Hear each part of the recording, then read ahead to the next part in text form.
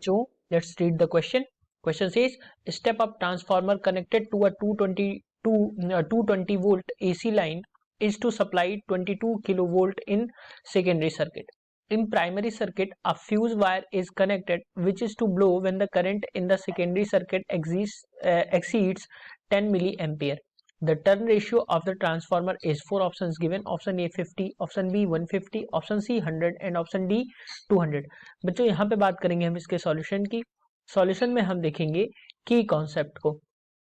तो ध्यान रहे यहाँ पे बात की जा रही है जो भी नंबर ऑफ टर्न्स होंगे उनके रेशियो की बात की जा रही है. अब अगर हम ट्रांसफार्मर के स्टेप अप ट्रांसफार्मर की बात करते हैं तो ट्रांसफार्मर स्टेप अप ट्रांसफार्मर का काम जो होता है बच्चों वो ये होता है कि इनपुट वोल्टेज को आउटपुट वोल्टेज में बढ़ा देना, यानी कि इनपुट वोल्टेज जो होता है वो कम होता है जबकि आउटपुट वोल्टेज जो होता है वो ज़्यादा हो जाता है. और ट्रांसफार्मर की अगर हम बात करते हैं तो इसमें दो कॉइल्स होती हैं, प्राइमरी कॉइल्स होती है और सेकेंडरी कॉइल होती है. तो अगर हम प्राइमरी कॉइल और सेकेंडरी कॉइल्स के रेशियो को देखते हैं तो इसको हम ट्रांसफार्मर रेशियो कहते हैं कि और जो ट्रांसफार्मर वोल्टेज ट्रांसफॉर्मेशन रेशियो होता है, मैं यहाँ पे लिख देता हूँ voltage transformation ratio. Transformation ratio जो होता है बच्चों वो क्या होता है, वोल्टेज ट्रांसफार्मर रेशियो जो होता है बच्चों वो होता है K, और K इक्वल्स टू होता है इंड्यूस्ड ईएमएफ या EMF on secondary coil upon number of turns in secondary coil equals to induced EMF of primary coil, या हम कह सकते हैं voltage of primary coil upon number of turns in primary coil. ये हम इस तरीके से समझ सकते हैं कि इंड्यूस्ड ईएमएफ जो होता है वो बच्चों होता है n number of turns into d phi by d t, जहाँ पे d phi by d t जो है वो मैग्नेटिक फ्लक्स है. अब अगर हम प्राइमरी के लिए देखें तो ये एस हो जाएगा, नंबर ऑफ टर्न्स एस हो जाएगा.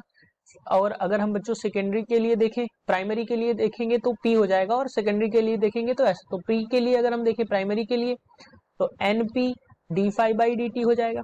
इन दोनों को अगर हम रेशियो निकालेंगे तो उसके अकॉर्डिंग हमें ये रेशियो यहाँ पे मिलता है, यानी कि E S upon E P equals to मिल जाएगा आपको N S upon N P के बराबर. और स्टेप अप ट्रांसफार्मर में number of turns in secondary coil is greater than number of turns in primary coil होता है.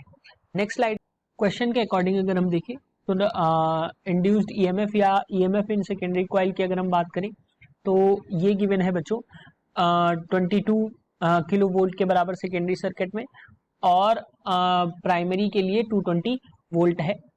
तो अगर हम बात करें यहाँ से तो जो ईपी हो जाएगा, ईएसओ जो हो जाएगा वो 22 किलो वोल्ट है, तो किलो का मतलब 10 टू दी पावर 3 वोल्ट है. और ईपी की अगर हम बात करें तो ये 220 वोल्ट्स के बराबर है. अब हमें नंबर ऑफ टर्न्स का रेशियो अगर हमें चाहिए तो N S upon N P, यहाँ से हमें मिल जाएगा बच्चों E S upon E P. Values put करेंगे तो ये मिल जाएगा 2 अपॉन 1000 22,000 अपॉन 220. 0 से 0 कैंसिल हो जाएगा बच्चों. यहाँ से अगर हम इसको कट करेंगे तो ये मिलेगा बच्चों हमें 100 के बराबर. तो N S upon N P का जो रेशियो आएगा यानी टर्न्स का रेशियो जो आएगा वो आ जाएगा बच्चों 100:1, या हम कह सकते हैं 100. सो ऑप्शंस की अगर हम बच्चों बात करें तो ऑप्शन रहेगा बच्चों option C, that is 100. Hope you understood it well. Best of luck.